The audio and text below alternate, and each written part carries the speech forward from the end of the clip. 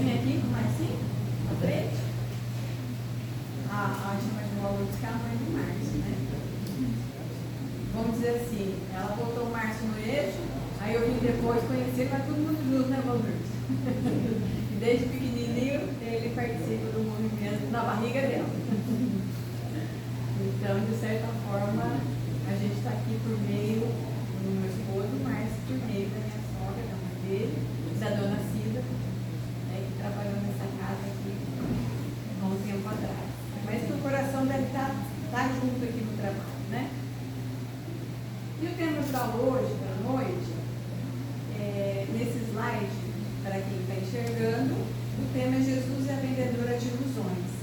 Mas eu sei que tem alguns companheiros que têm deficiência visual, tem uma imagem desse slide, onde tem como se fosse um lago, como se fosse, não, é um lago, como fosse aquelas regiões de duna, um lago abaixo, e um olhar, né, de uma mulher olhando sobre isso e o sol. Tá? Então, nesse slide tem essa informação. E o tema é vendedora de ilusões. Então, essas informações que tem nesse slide, o lago, as dunas, o sol e o olhar da mulher, vão estar incluídos na história. Então, o artista, da onde eu tirei essa história, do livro que foi psicografado pelo Chico, mas foi Humberto de Campos, quando colocou essa história, fez esse desenho. Eu achei que ele foi muito feliz, porque ele abordou numa imagem toda a história. Tá? Então, nós vamos começar com história. Eu adoro história, vocês gostam? Quando eu vou estudar o Evangelho de Jesus, a gente volta naquela região, naquele tempo, como se nós estivéssemos sentados ao lado dele, ouvindo as histórias que ele nos contava, que ele contava, porque dessa forma faz sentido para a gente aprender o que ele disse. Ele foi um exímio professor, por isso chamamos de mestre. E a gente vem abordando o tema hoje de Jesus e a vendedora de ilusões, e são duas coisas que a gente queria falar antes de entrar na história propriamente dita, que o mundo nos convida e nos vende muitas ilusões, não é? Hoje eu fiquei, dá mais uma lida no trabalho de hoje, né, no comentário, e eu fiquei pensando assim, faz uns dias que a gente está se afastando de televisão, excesso de telas, e o ambiente da nossa casa mudou. Aí hoje eu liguei a televisão, me deu um mal-estar, mas eu não soube explicar o que é que estava me incomodando. Tinha alguma coisa diferente, mas eu não consegui entender. Eu devo estar agitado, porque hoje foi um dia agitado no trabalho. Aí o hora que o Márcio chegou em casa, eu falei, não foi trabalho, porque eu estou trabalhando da mesma forma produtiva. Aí eu falei, olha a diferença que a gente não estava fazendo, diminuiu as telas. E o professor não tem como ficar sem essa ferramenta. Mas a partir do momento que chegava em casa, não procurava mexer no celular, não ligar a televisão, ouvir uma música boa, conversar, conectar com o que é importante. E aí eu fiquei aqui na reflexão, como a gente é convidado a nos desconectarmos do que é importante e nos conectar naquilo que não tem valor nenhum. E não nos vai acrescentar nada. Porque o que é mais importante é a conexão comigo, com a minha essência divina. E isso não se dá no meio de barulho, no meio de séries de Netflix, Prime, Disney e outros tempos. Não estou aqui fazendo uma convocação de não assistir televisão. Não é isso. Cada um tem o seu livre-arbítrio de fazer escolhas. Mas para que a gente observe o que a gente troca no nosso dia a dia e qual é o preço que a gente paga por isso. Muitas vezes a gente poderia estar fazendo uma caminhada, ouvindo uma boa música, conversando com o filho, com o esposo, fazendo uma boa leitura, trazendo informações positivas. Mas as ilusões do mundo nos pegam como se fosse um peixe. E a gente paga um preço, muitas vezes inconscientemente. E a gente vai observando depois o custo com a nossa saúde física e mental, né? E aí a história vai falar de vendedora de ilusões, e a gente está vivendo um mundo que nos convida a muitas ilusões. Como é que será que Jesus comportou-se a um movimento de uma pessoa que chega a ele com essa proposta? Então eu vou pedir a permissão de vocês. Em alguns momentos eu vou pegar, vou ler o trecho do jeito que está. Outras eu vou falar por meio da minha interpretação. Então Jesus estava ali no meio da primavera, lá na Palestina, onde estavam as rosas, todas desabrochando. A primavera é uma estação generosa no olhar, né? No perfume, no sentido do perfume das flores. Não é uma estação quente demais, fria demais, úmida demais, seca demais. Ela casa uma harmonia. Então, Jesus estava ali passando então na região da Palestina, e ele para ali no templo de Salomão, na escadaria, e está observando as montanhas, o gelo ao longe. Estava ali pensativo, admirando as montanhas.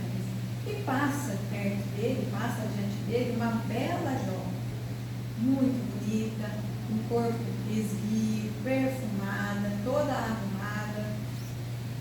E ela olha para Jesus e diz assim, ó, Nazareno, eu sei que tu sois nazareno, teus cabelos e barba são nazarenos.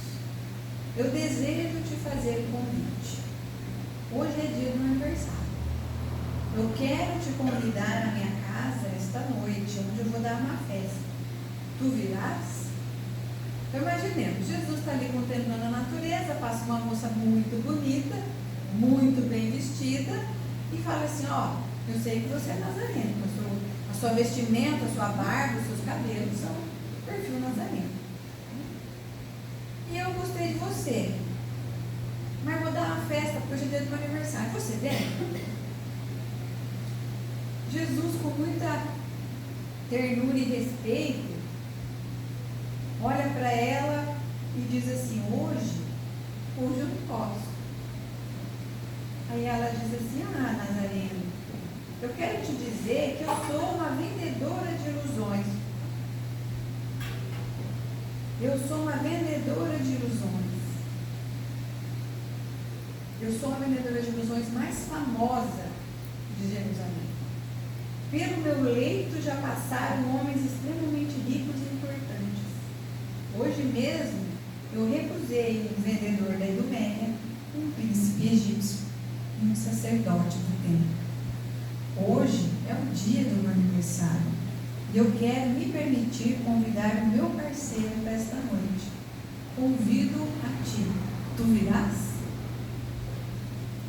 Jesus olha para ela e diz, mulher, hoje eu não posso.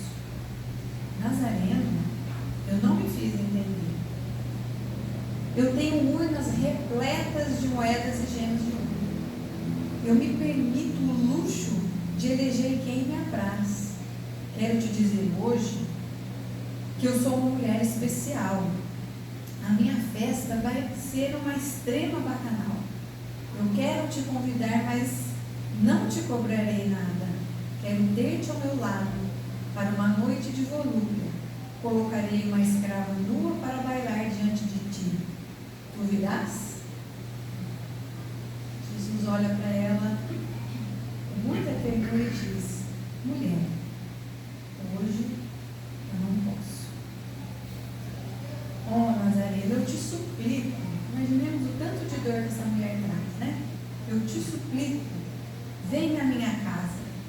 Eu estou tão acostumada com homens, mas eu não te pedirei nada, pois jamais eu vi um homem como és tu. Eu te quero convidar para que venhas à minha casa de meretriz. Te deites no meu triclínio, enquanto eu ficarei à porta contemplando a tua beleza, para que um dia eu possa dizer que um homem que era bom como mel, puro como a chama do fogo e nobre como a espada nua, passou pela minha casa de pecadora e não me conquistou. Vem hoje, Eu não te pedirei nada. Não estranhes se eu assim te falo, mas deixa-me dizer que eu te amo. Eu vejo nos teus olhos uma estranha chama, e assim eu procedo porque te amo. Vem. Jesus levantou-se, olhou para aquela mulher aturdida e disse-lhe com ternura: perdoa-me, hoje eu não posso, mas um dia eu atenderei o teu chamado. Um dia eu irei, mas não hoje. Se tu não vens hoje, nunca mais voltes. Eu sou uma mulher que não tem amanhã. Um dia me atarão ao poste do templo e me apedrejarão até a morte. Eu vivo no presente. Se tu não vens agora, não venhas mais, Belo Nazareno. Tu virás? Ela insiste. E ele diz: mais tarde, agora não. A mulher saiu revoltada, nervosa, contrariada, e o tempo passa. Depois de 2 anos, Jesus está em setembro e outubro em Israel, fazendo as suas preleções com a multidão no poço de Betesda, atendendo os sofredores do caminho. De repente, uma mulher se acerca de Jesus, faz um questionamento e pergunta para ele: tu virás? E ele fala: irei contigo. Então a mulher segurou a mão dele, levou ele a uma furna, e dentro de uma gruta, Jesus ali entra, fecha os olhos, porque havia o externo muito claro e ali muito escuro, dá um incômodo nos olhos. Ele fecha os olhos, mas vai apalpando aquele lugar onde ele está entrando, apalpando com as mãos, e ele sente os cabelos numa pele bem úmida. Quando ele toca na pele, o cabelo gruda e sai na mão de Jesus. E ele observa que ali tem o corpo de uma mulher. Assim que ela sente o toque, ela diz: foge, que queres de mim? Foge. Se vieste buscar perfume, eu já não os tenho mais para vender. Por piedade, foge. Deixe-me morrer, eu sou toda podridão. Deixe-me em paz. Aí Jesus fala assim para ela: não posso. Um dia tu me chamaste e eu te disse que eu iria ao teu encontro. Aí ela reconhece aquela voz. A mulher ergueu a cabeça, limpou os olhos que eram feridas, abertas, e aí ela diz: ó Belo Nazareno, por que demoraste tanto? Eu te esperei 2 anos, desde aquele dia em que eu não tinha paz, perdi a alegria de viver. Por que demoraste tanto? Eu havia colocado na minha janela uma lâmpada acesa, para que te iluminasse o caminho durante a noite, e tu não vieste. Agora é tarde. Vê o que os homens fizeram de mim. Sou um pântano de podridão. Deixa-me, Nazareno. Eu te agradeço, porque vieste, mas é tarde. Jesus olha para ela e diz: nunca é tarde para quem ama. Tu não viste, depois que o sol calcina a terra, a primavera beija contra a nubidade os campos, e eles explodem de flores? Tu não vistes nos muros velhos a era verdejante erguer a bandeira da esperança? Tu não vistes o pântano drenado tornar-se pomares de frutas e jardins de perfumes? Assim é todo aquele que ama. Tu me chamaste, e eu te disse que um dia viria, e eu aqui estou. E dobrando-se sobre a mulher, ergueu-a, estreitou ao peito magro, saiu a claridade do dia. A mulher, envergonhada e temerosa, cobriu o rosto, os olhos e os lepromas da face. Ele tirou-lhe a mão. Lembrou-se do diálogo de Jerusalém, e olhando os olhos marcados de pus, ele disse para a moça: eu te amo. Descubro em teus olhos uma estranha chama. Não me censures. Eu assim procedo porque te amo. Já que teu corpo não te serve para nada, dê-me tua alma. E aquela ovelha que o Pai me confiou não se perderá. Vem comigo e eu te darei a paz. E saiu na direção do povo, dizendo: vinde a mim, todos vós que estáis cansados e aflitos, Tomai sobre vós o meu jugo, recebei o meu fardo e aprendei comigo, que sou manso e humilde de coração. Meu fardo é leve, meu jugo é suave. Vinde a mim. Essa história me toca muito o coração. E a gente vai observando que essas ilusões também são permeadas nos nossos espíritos. E muitas vezes a gente faz convites para que Jesus esteja conosco em situações que não são pertinentes. No mundo a gente ouve levantar-se canhões em nome de Jesus, né? A gente ouve separação em nome de Jesus. Então são ilusões que não coadunam com a proposta que o Cristo tem como consolador da humanidade. O Cristo vem buscar os corações sofredores que estão ainda inconscientes, mas que dão abertura para uma proposta melhor de vida. Mas, infelizmente, a gente abre o nosso coração e o nosso espírito para a entrada do Cristo no meio de algumas provações mais dolorosas. Não é que seja única, tá? Mas a gente observa que muitos de nós procuramos esse caminho para sentirmos um amor real, que é o amor de nosso Mestre Jesus. É incondicional. Ele não vai perguntar da nossa cor, ele não vai perguntar da minha religião, ele não vai perguntar lá no bairro que eu moro, ele não vai perguntar se eu tenho uma instrução maior de universidade. Vocês, como um grupo de estudo, vocês estudam as obras espíritas. Jesus não precisa do nosso currículo, só de olhar ele já percebe todas as nossas condições espirituais. Eu posso estar bem vestidinha, cabelinho arrumadinho, ele vai olhar e vai saber se isso aqui é só perfil. Como a gente olha nas redes sociais, mostra um perfil, mas não dá para acreditar em nada, porque 99,9% é mentira. Não é aquilo que está acontecendo, não é aquilo que a pessoa sente, não é aquilo que a pessoa é. Então, quando Jesus veio na terra e teve várias dessas condições com a mulher adúltera, com Maria de Magdala, trazendo a informação de que elas não eram aquilo, que aquela violência que elas sofreram por estar no corpo feminino, que o nosso mundo ainda, infelizmente, é muito violento. Elas não eram aquela violência que elas sofreram, elas se transformaram em grandes semeadoras do Evangelho de Jesus. Começaram a acolher até os homens que fizeram mal a elas, mostrando que nós não somos ruins, mas nós estamos em um estado de ignorância.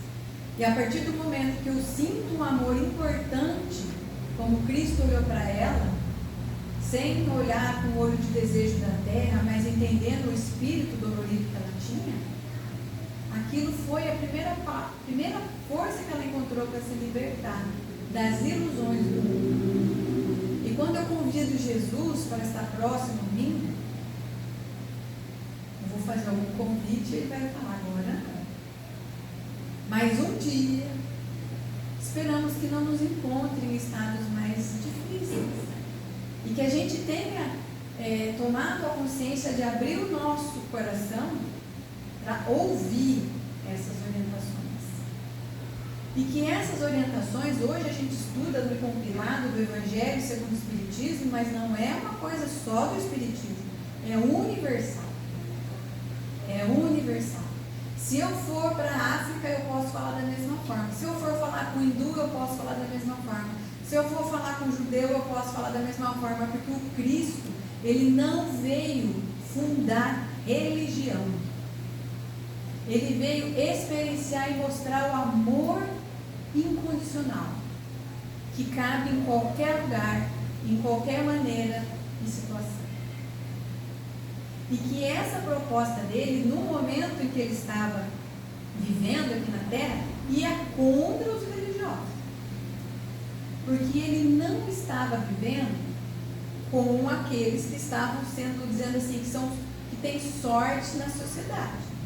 Ele estava com as prostitutas, com os ladrões, com os leprosos, com aqueles que ninguém queria.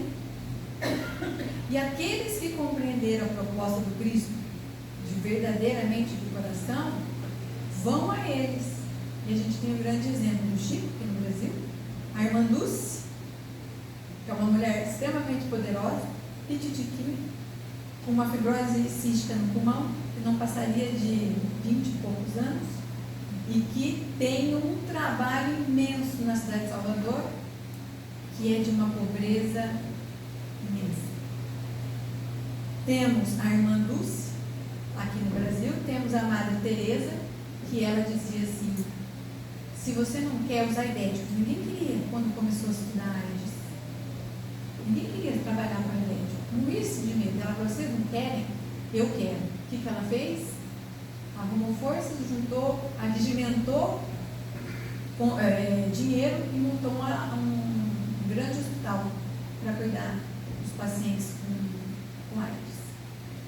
E ela ia na rua, aqueles que morrem na rua, que não têm condições de ter comida e muito menos para ter um hospital para terminar a vida, ela ia lá, acolhia e tinha não sei se todos conhecem, ela tinha um baldinho, um sabão, ali dentro, uma pedrinha de sabão, uma buchinha e uma farinha. As irmãs que trabalhavam com a Madre Teresa tinham isso, porque as pessoas não tinham a dignidade de se higienizar. Morria na rua. Então ela falava assim, não, esse é o meu irmão. Quando a gente compreende a proposta de Jesus, não que a gente não pode se vestir bem, não pode assistir televisão, não pode. Não entendam dessa forma.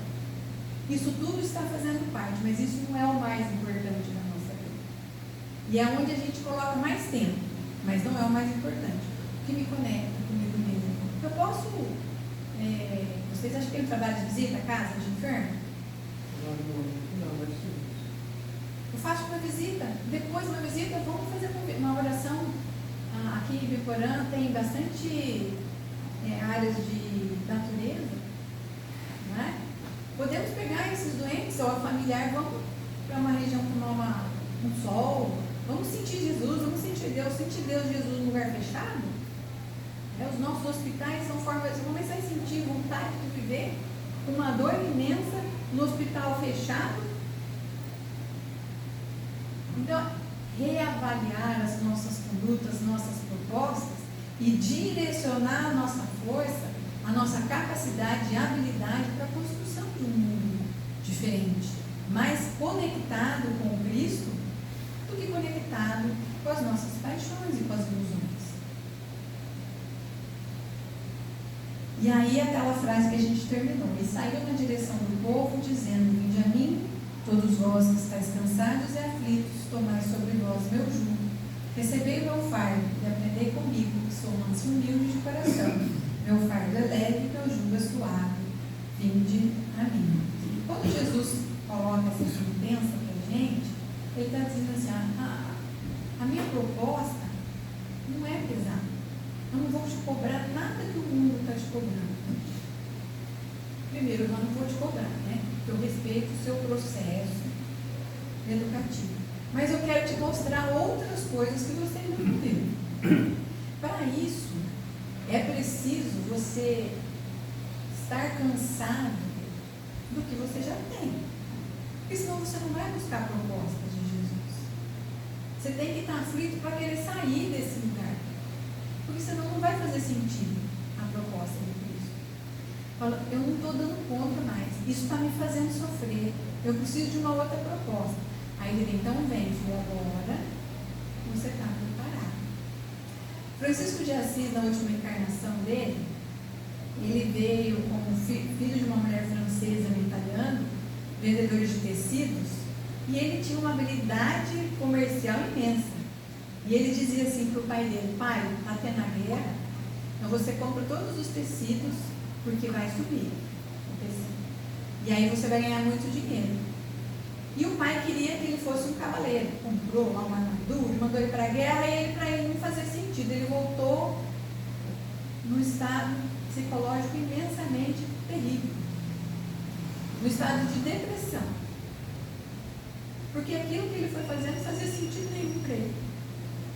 Quando ele volta, ele fica um tempo fora do ar do mundo nosso, refletindo, porque a mãe dele deu um livrinho para ele chamado O Evangelho de Jesus, e ele sabia ler, naquela época sabia ler, e ele começou a fazer perguntas para ele, que aquilo lá não fazia mais sentido.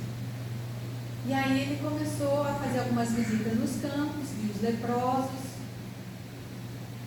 e aí começou a ter vontade de não viver mais aquela ilusão que ele estava experienciando.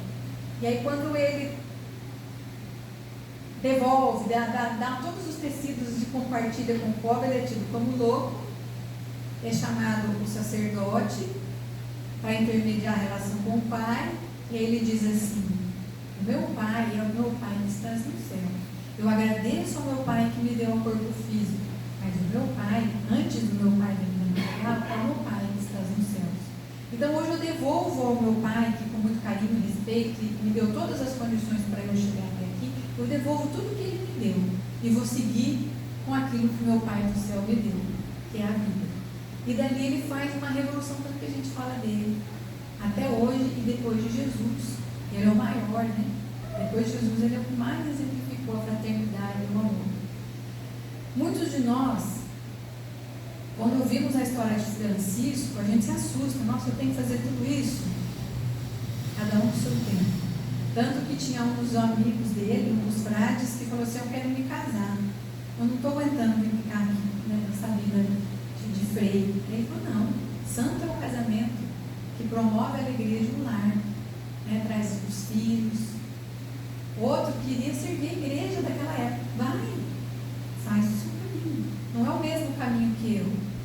Então ele trazia uma brandura, uma leveza na proposta de Jesus, na proposta amorosa de Deus, que deixava cada um com a sua habilidade, mas também com a sua responsabilidade de trazer para a sua vida essa tomada de decisão de diminuir as ilusões.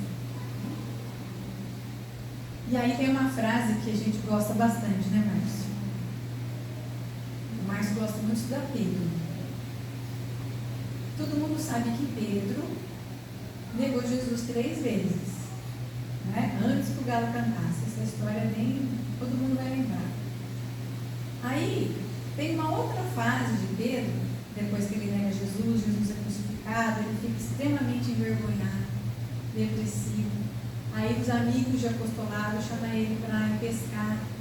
E aí nessa pescaria ele vê uma criatura lá na frente dizendo assim: joga a rede do lado direito do mar.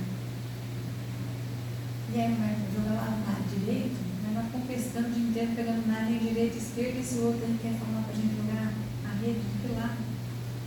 Pedro sente, porque mal enxergado também era a luz daquela pessoa, né? O sol batendo sobre ele, ele diz assim: joga a rede do lado direito. E aí ele diz assim: é Jesus. Ele se joga no mar de Tiberíades e vai ao encontro de Jesus. Jesus pergunta para Pedro: Pedro, tu me amas? 3 vezes. Aí Pedro diz assim: Senhor, tu me perguntaste 3 vezes. Aí Jesus responde assim: eu te pergunto 3 vezes, porque foi 3 vezes que tu me negaste, de forma que anulasse na cabeça do Pedro aquela ação, e que dê-lhe agora uma outra oportunidade. Ele diz assim: digo-lhe em verdade, Pedro, quando você era jovem, você não tinha consciência, achava que você fazia, decidia, vestia-se, ia para onde queria. Agora, mas quando você for velho, mais maduro, estenderá as mãos a outra pessoa, e essa outra pessoa o vestirá e o levará para onde você não deseja ir. Ele falou: Pedro, então quando você era mais novinho, espiritadinho, sei onde você queria. Agora que você está amadurecendo, outros vão estender a mão sobre você e vão falar para onde que você vai. Mas você vai muitas vezes aonde você não quer ir. E Jesus nessa fala vai ajudando Pedro a amadurecer durante o processo da vida. Não é nem um dia e nem o outro, até o final da vida de Pedro. Até chegar no momento em que diziam para ele: Pedro, você precisa ir embora de Jerusalém. Ele já bem velhinho, porque eles estão prendendo os cristãos e você é a nossa rocha. Então vai embora. E Pedro vai embora. Aí no meio da estrada, Jesus passa por ele. Ele olha assim, e aí ele fala assim: onde vai, Senhor? Eu vou morrer com aqueles que estão em mundo. Aí Pedro volta e dá o seu final testemunho. Aí eu vou deixar para um outro momento o Márcio conta, quando ele vem esses detalhes dessa fala. Então, nós aprendemos muitas coisas com particionadas e pelo olhar de alguns religiosos. E Jesus não precisou de intermediação. Hoje aqui no movimento espírita, a gente não tem um sacerdote, mas a gente tem a consciência e a responsabilidade de poder ter informações que tratam aqueles que estão sentados próximo a Jesus. Ele é o caminho, é a verdade e a vida. Ele que nos apoia. É Ele que nos direciona. A doutrina espírita traz essa consolação trazendo Jesus de volta. Porque nós esquecemos dele no meio do caminho. Aí nós colocamos ele para abençoar canhão, nós colocamos ele para abençoar exército. Sendo que é tudo filho de Deus, irmão. Como é que ele vai abençoar um e desabençoar o outro? Não tem lógica. Ah, não, é porque eu sou cristão e o outro é judeu, o outro é muçulmano, o outro é hindu. Gente, isso é criação nossa, da mente imperfeita. Mas o Cristo não tem nada com isso. O Evangelho segundo o Espiritismo vem trazer Jesus próximo. E além disso, Kardec ele nos coloca, que é por isso que a gente continua dentro do Espiritismo, que se tiver alguma informação que não esteja de acordo com as descobertas, as verdades comprovadas, que a gente deixe isso e vai estudar isso, faça outra coisa. Tá? Porque ele mesmo dizia: eu estou terminando aqui, mas a vida não acaba. As informações para o progresso da Terra ainda não. Só que a única coisa que não muda é a mensagem do Cristo. Essa você pode virar de trás para frente, de frente para trás, pegar cientista, filósofo, psicólogo, toda ela vem falando de filosofia, de verdades que nos conectam a alguma coisa maior. E quando ele diz: ninguém vai ao Pai senão por mim, é por meio da compreensão dos valores que ele trouxe para a Terra. E que há mais de 2000 anos a gente ainda está capengando, né? Porém, não tem problema, cada um tem um tempo. Mas é importante não parar. Se eu decidir parar, é uma escolha. Mesmo se eu parar, a minha escolha vai ser respeitada. Porque não existe violência. Não existe violência. Existe respeito, mas existem as responsabilidades de cada um de nós. Mas sabendo que mesmo quando a gente erra, eu posso abrir o meu coração e falar: Jesus, eu não entendi, então. Você me ajuda? Eu preciso da sua ajuda. Eu acho que esse pedaço eu não compreendi. Isso chama-se humildade. Porque nós não sabemos tudo. Nós estamos aprendendo. E eu gostaria de compartilhar uma música aqui com vocês. Deixa eu ver se é essa, porque alguns.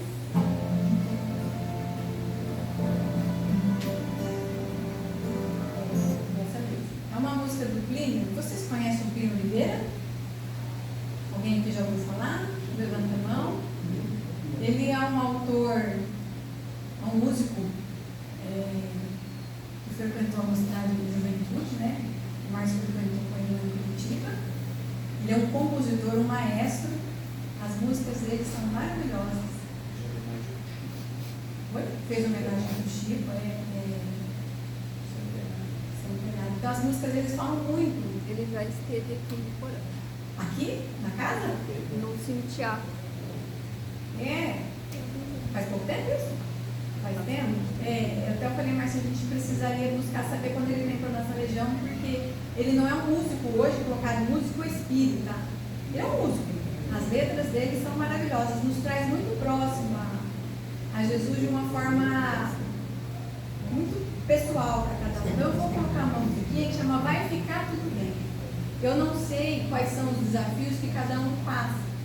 Que aqui quando a gente está falando, pode parecer fácil, mas nós somos iguaizinhos, não temos nenhuma diferença. Um dia eu cheguei nessa casa aqui com muita dor. E todos os dias a gente passa por muitos desafios. Porque quem está aqui não é Jesus, eu não sou Jesus. Eu sou uma aprendente. Sou tanto necessitada como qualquer um. Mas eu sei que vai ficar tudo bem. Porque o Cristo que a gente aprende é muito perto. E é um Cristo que eu posso convidar ele sem vergonha nenhuma do que eu já fiz, do que eu estou passando, do que eu sinto, do que eu penso, porque ele não vai fazer nenhuma comparação com outras pessoas. Ele não vai me julgar, muito menos me condenar. Então eu me coloco muitas vezes no colo de Jesus, saindo daquela furna como fosse essa moça. Que pode ser que hoje eu não tenha, não esteja vendendo o meu corpo, mas eu tenho tantas outras ilusões que não aparecem, né? E muitas vezes eu preciso desse colo, muitas vezes não, eu preciso muito desse colo, desse Cristo próximo, em que eu posso contar e ter a certeza que está me ouvindo. Quando eu ajudava na evangelização infantil, eu deixava uma cadeirinha ali e falava assim para as crianças: hoje nós vamos convidar uma pessoa especial. Quem é? Tia. É Jesus. Se ele não estiver aqui, não tem graça. Aí eles olhavam para aquela cadeira. Essa tia não bate muito bem. Jesus vai vir aqui. E aí a gente ficava 15 minutos falando: Jesus vem aonde a gente convidar. Lembra da historinha de Jesus e José? Que era um morador de rua. Esse morador de rua ia na igreja e falava assim: Jesus, eu sou o Zé. Está lá no Mesquita. Aí o Zé vai internado. Quando ele está para deixar a vida física, Jesus fala assim: oi Zé, eu sou Jesus. Porque o Zé não deixava de ir até Jesus com a simplicidade, a falta de cultura, mas era o Espírito que ia até Jesus. É isso que vai até Jesus em nós e que faz sentido, porque a gente o convida.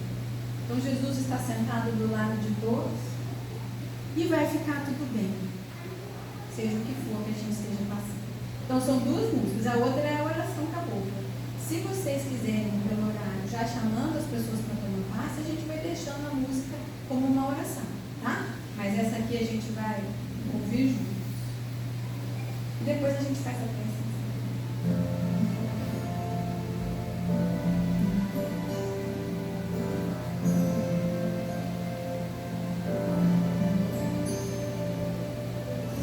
Eu sei que o medo às vezes te assombra, não se vê nenhuma luz nas sombras, sei como é, com isso bem.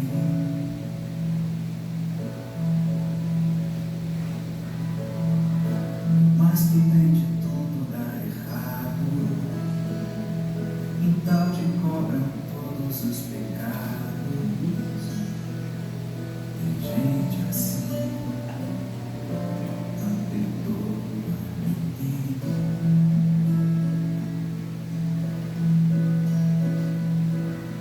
A vida sabe machucar, eu não duvido, e eu só às vezes não consigo.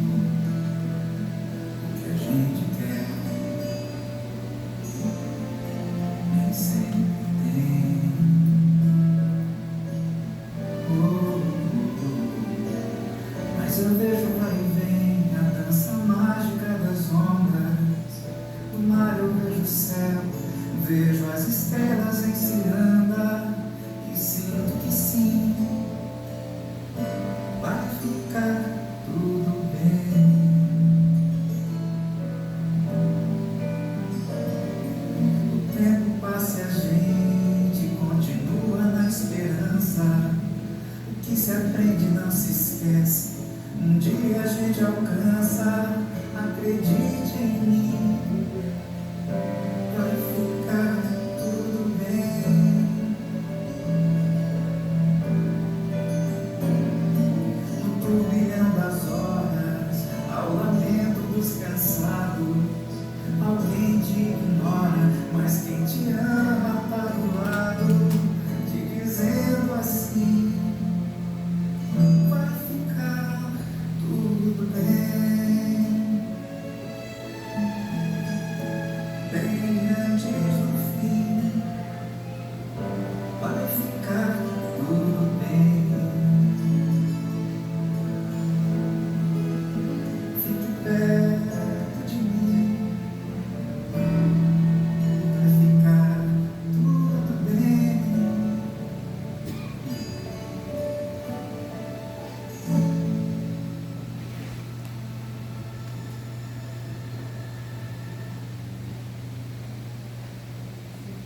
Passa ou posso continuar a música? Isso, vamos passar. Eu vou só deixando a música